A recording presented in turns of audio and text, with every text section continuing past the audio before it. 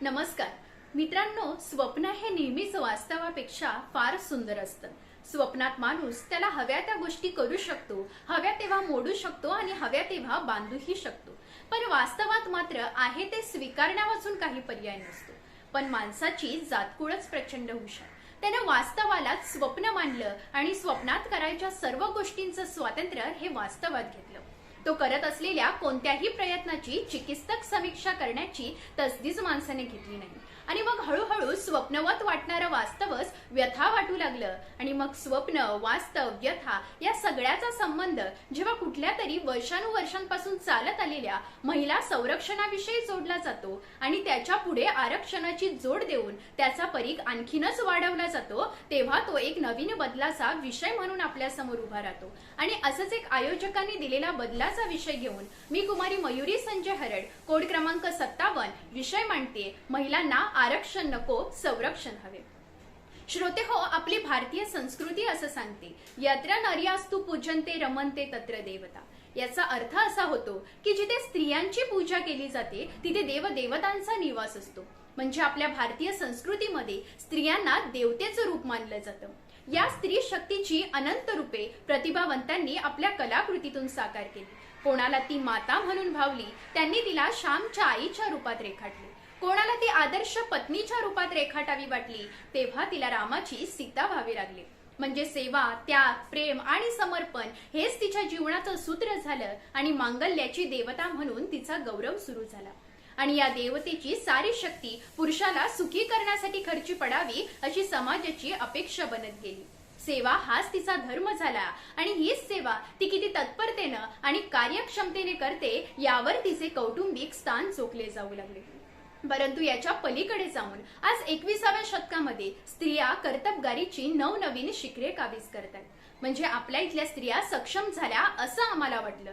परंतु दुसऱ्या बाजूला 2012 साली दिल्लीमध्ये निर्भयावरती अत्याचार झाला आणि अत्याचार झाल्यानंतर हजारोंच्या संख्येने इंडिया गेटवरती हातात मेणबत्त्या घेऊन मोर्चे निघाले होते. त्यावेळेस असं वाटलं की आपला समाज आज बदलतोय, आपला समाज आज सुधारतोय. पण त्याच नंतर महाराष्ट्र सारख्या राज्यामध्ये कोपर्डी सारख्या अनेक ठिकाणी महिलांवरती अत्याचार होताना दिसून आले. आणि मग त्यावेळेस लक्षात आलं की इंडिया गेटवरती हातात फक्त मेणबत्त्या जळाल्या होत्या, माणसांची विकृत मानसिकता मात्र जळाली नव्हती. आणि म्हणूनच की काय, आज 21व्या शतकामध्ये एक स्त्री म्हणून जगत असताना महिलांना आरक्षणाची नाही तर खऱ्या अर्थानं संरक्षणाची गरज आहे असं मला वाटू लागतं.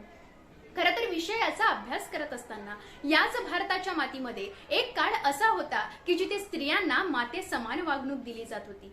परंतु आज 21व्या शतकाच्या पाऊल वाटेवरून चालत असताना तुम्हा आम्हाला विज्ञानाची सृष्टी आली, पण विज्ञानाची दृष्टी मात्र अजून आली नाही.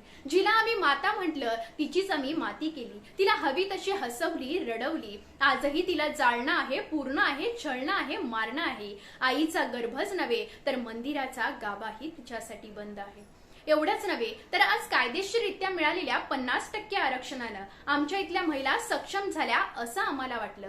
परंतु या आरक्षणासोबत तिला संरक्षण मिळालंय का? त्या आपल्या घरात तरी सुरक्षित असाव्यात, पण नाही, आज त्या घरात सुद्धा सुरक्षित नाहीत. कितीतरी ठिकाणी त्यांना सतत भिवून दडपणाखाली राहावे लागते.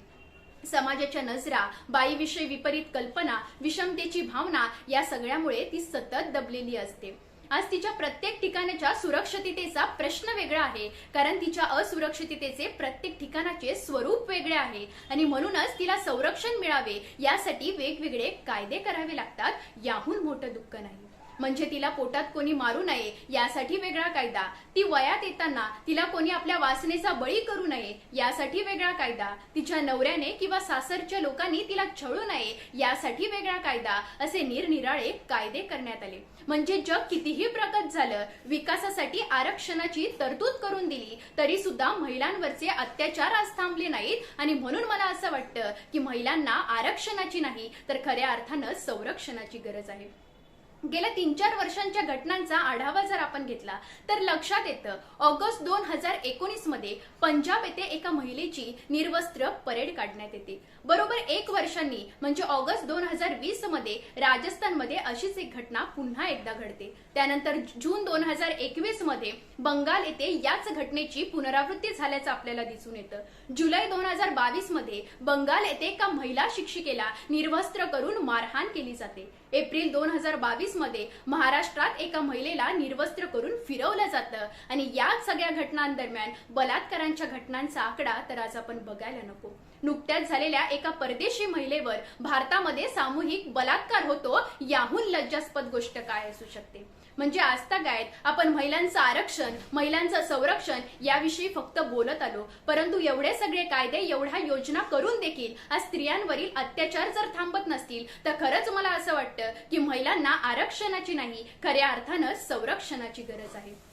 आज महिला धोरणातून महिला सक्षमीकरणासाठी आपण करत असलेले प्रयत्न हे असे आहेत ना की एखाद्या पोपटाला उडण्याचं ट्रेनिंग द्यायचं, त्याला आकाशाची स्वप्न दाखवायची आणि तो ज्या पिंजऱ्यात बंद आहे ना त्याची किल्ली मात्र आपण आपल्याकडे ठेवायची आणि त्याला तू मुक्त आहेस असं भासवण्यासाठी त्याचा पिंजरा मात्र मोठा करत राहायचा.